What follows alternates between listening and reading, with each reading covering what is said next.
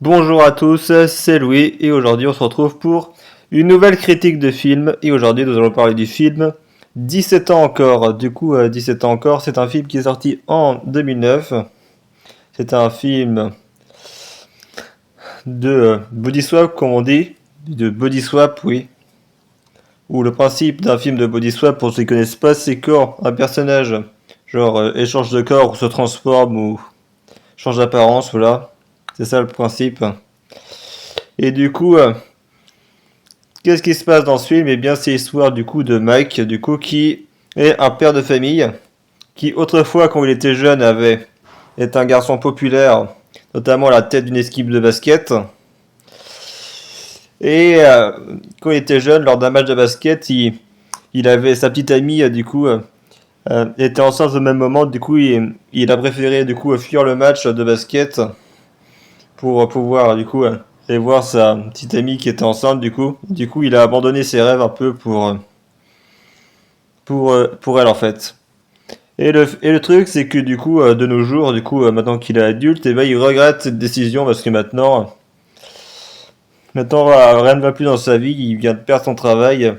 Les enfants qu'il a eu avec sa femme, parce qu'il a eu deux enfants, quand elle était enceinte, c'était pas des jumeaux, c'était juste sa fille qui était née en premier, puis son fils, il a un fils et une fille. Et ses enfants ne l'aiment pas parce que il passe son temps à se plaindre de ce qu'il aurait pu faire. Sa femme a demandé le divorce et l'a expulsé de la maison. Il habite chez son meilleur ami qui est un geek, voilà, un geek milliardaire, voilà. Il a plein de trucs de Star Wars dans sa maison, jeux vidéo, tout ça un peu. Et le truc, c'est que comme Mike maintenant, il est tout seul, maintenant il a plus de famille maintenant, quoi, à part son meilleur ami.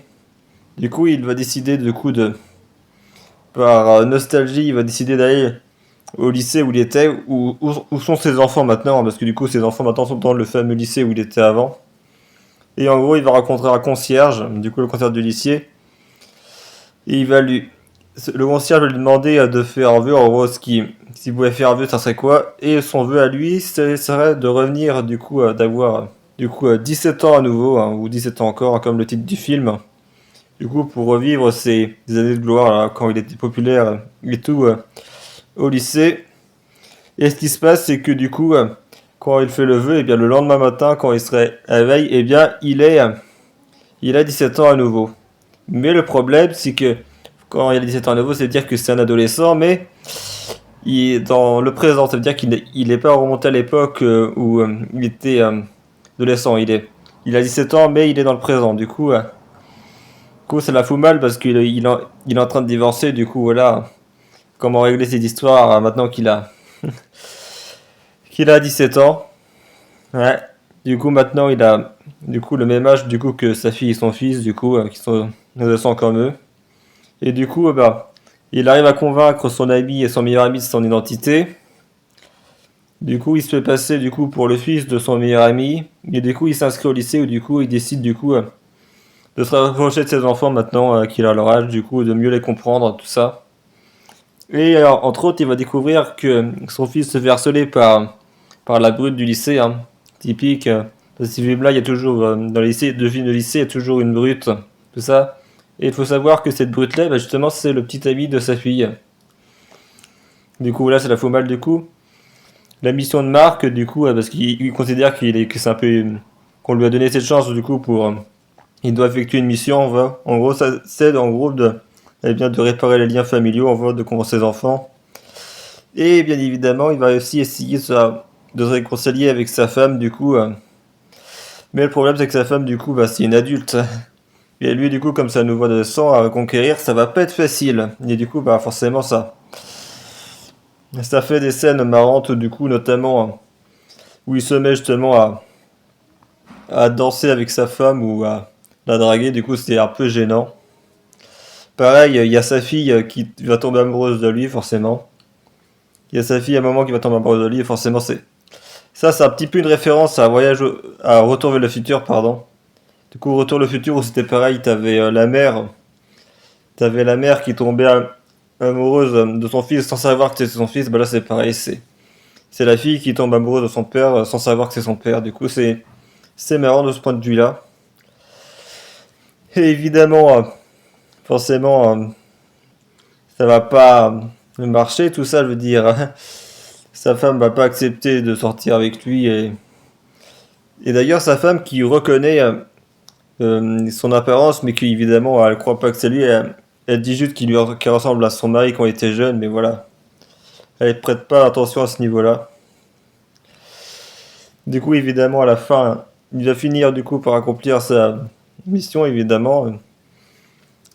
Voilà, il va redevenir adulte à la fin, il va se réconcilier avec sa femme, tout ça, c'est du classique, voilà, comme scénario à ce niveau-là.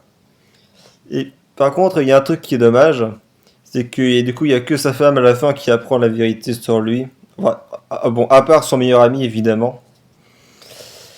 Mais sinon, voilà, j'aurais aimé voir la réaction de ses enfants s'ils apprenaient que c'était leur père, voilà, qui s'est fait passer pour le meilleur ami de son fils et que et surtout la fille, du coup, qui était tombée amoureuse du coup de son père sans le savoir. Ça aurait été drôle de voir leur réaction.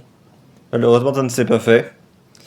Et d'ailleurs, voilà, il y a aussi d'autres intrigues secondaires où, par exemple, t'as le meilleur ami geek là qui veut essayer de séduire la principale du lycée, voilà.